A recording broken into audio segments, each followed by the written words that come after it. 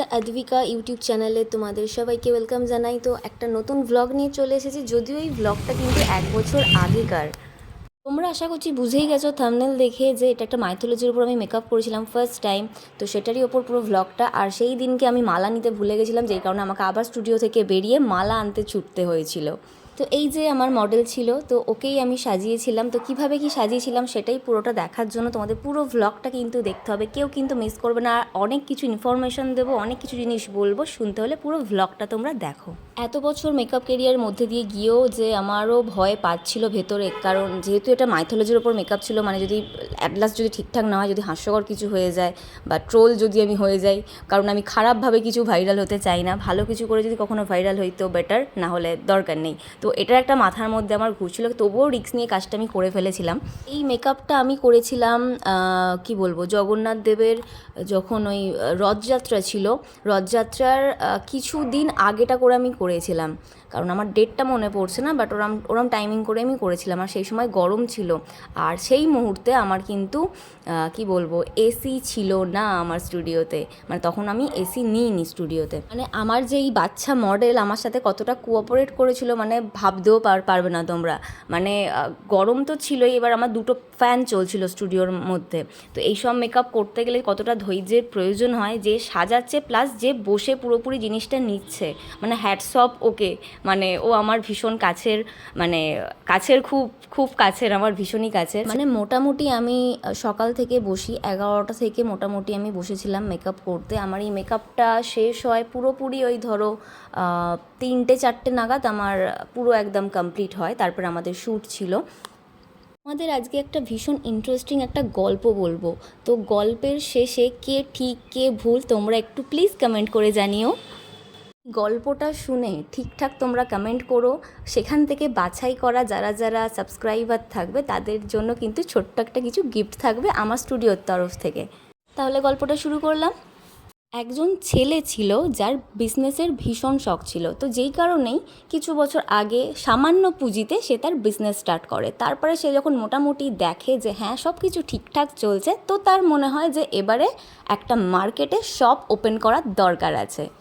ছেলেটির যেমন ভাবনা তেমনি কাজ, তাড়াতাড়ি কিন্তু সে তার দোকান খুঁজতে শুরু করলো, যে কোথায় সে মার্কেটে একটা দোকান ওপেনিং করবে।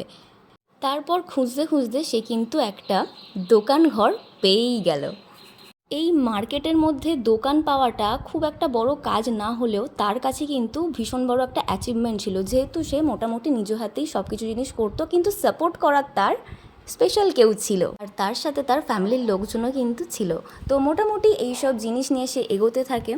কিন্তু একটা জিনিস কি বলো তো, মানুষ সবসময় সবটুকু কিন্তু ঠিকঠাকভাবে পায় না। যেরকম এই ছেলেটা যে এত কিছু পরিশ্রম করে এই জিনিসটা অ্যাচিভমেন্ট করেছিল, তার মাঝখানেও কিন্তু একটা প্রবলেম এসেছিলো। সেটা হচ্ছে সবথেকে বড় প্রবলেম, এটা শুধু আমাদের নয় সবার।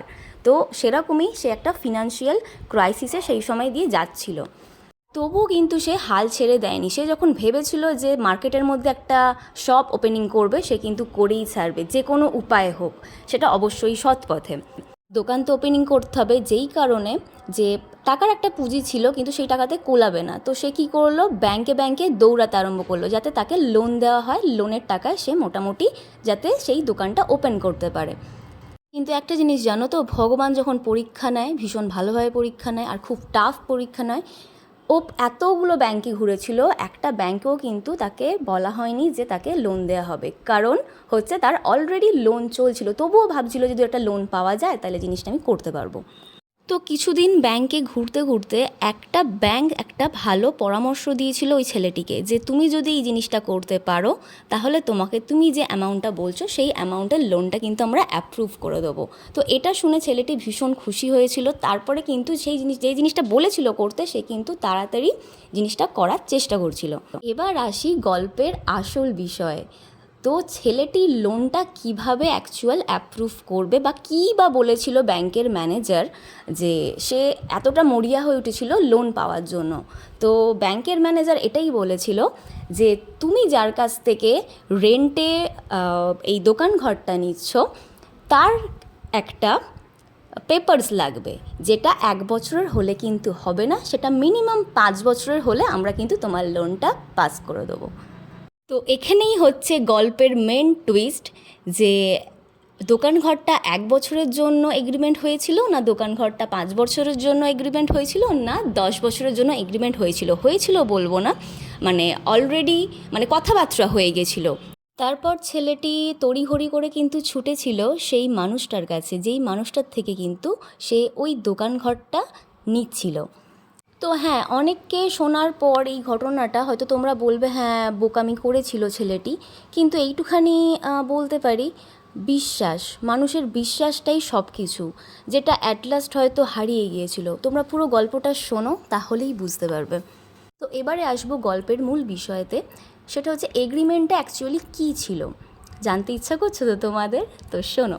তো এগ্রিমেন্টটা এটাই ছিল, ছেলেটা প্রথম থেকেই বলেছিল যে 5 ইয়ার্স নাহলে 10 ইয়ার্সের এগ্রিমেন্ট করবে, কিন্তু যারা দোকান ঘর দেবে তারা কিন্তু 11 মাসের এগ্রিমেন্টে রাজি হয়েছিল।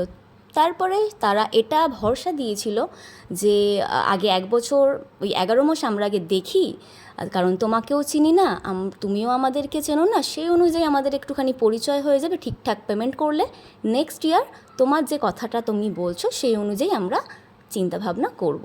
আর ছেলেটিকে প্রচণ্ড বিশ্বাসের সাথে তাকে বোঝানো হয়েছিল যে 10 বছর চোখ বন্ধ করে তুমি এখানে বিজনেস করো, তারপরে ওটা 1 বছর পরে প্রসেসটা আমরা দেখছি। তো এই বলা হয়েছিল ছেলেটিকে, তো ছেলেটি বিশ্বাসও করে নিয়েছিল, কিন্তু প্রবলেম যেটা ছিল সেই লোনের, সেখানে ব্যাংক ম্যানেজার বলেছিল 5 বছরের এগ্রিমেন্ট না হলে আমরা কিন্তু লোন দিতে পারবো না। তো ছেলেটির ব্যাপারে আরও একটা জিনিস বলে দিই তোমাদেরকে, সেটা হচ্ছে যখনই সে ফিনান্সিয়াল ক্রাইসিসের মধ্যে দিয়ে যেত, সে কিন্তু কোনো দিন কারোর কাছ থেকে হাত পাতেনি। তো ব্যাপারটা এমনই হয়ে দাঁড়িয়েছিল, অ্যাট লাস্ট তাকে, যার থেকে সে দোকান নিচ্ছে তাকে বলতে বাধ্য হয় তার এই ফিনান্সিয়াল ক্রাইসিস চলছে। তো এই ফিনান্সিয়াল ক্রাইসিসের কথা শুনে সেই ভদ্রলোকটি যেটা পরামর্শ দিয়েছিলেন ছেলেটিকে, ছেলেটি কিন্তু তাকে দাদার চোখে দেখেছিল এবং তাকে ভীষণভাবে ভরসা করেছিল সেই মুহূর্তে।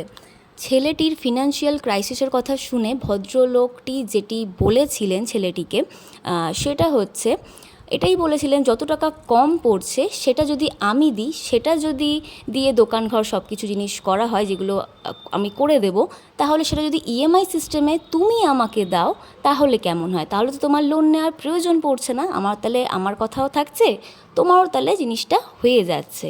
এবার তুমি 10 বছর এখন চোখ বন্ধ করে এখন করো, কোনো অসুবিধা নেই আমাদের। এই কথা বলে কিন্তু ছেলেটিকে সেই মুহূর্তে শান্ত করা হয়েছিল। সেটি কিন্তু অনেক কিছু ভাবছিল সেই মুহূর্তে, যেহেতু তাকে দোকান ওপেন করতে হবে। তো সে কিন্তু তারপর ওই 11 মান্থের এগ্রিমেন্টে সাইন করে তার এইসব কথা শুনে, মানে এতটাই তাকে বিশ্বাস করানো হয়েছিল এইসব কথাবার্তা বলে।